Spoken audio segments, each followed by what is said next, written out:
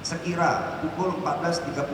Pun kronologis kejadian pada hari Sabtu guna untuk dilakukan penyelidikan sebanyak 10 bungkus tersebut, dan saat itu petugas Absek mendapatkan umur 37 tahun, pekerjaan pelajar.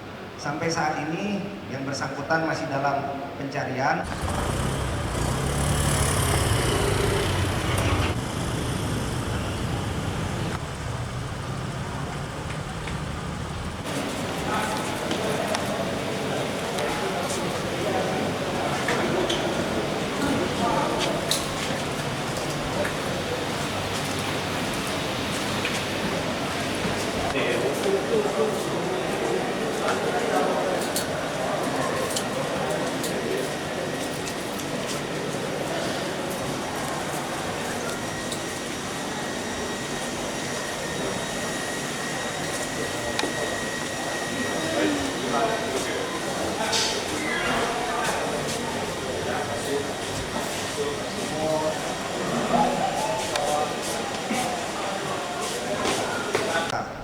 Adapun kronologis kejadian Semester 1 di tahun 2023 ini kami sudah berhasil menahan 143 orang, terdiri dari 130 orang laki-laki dan 5 orang perempuan.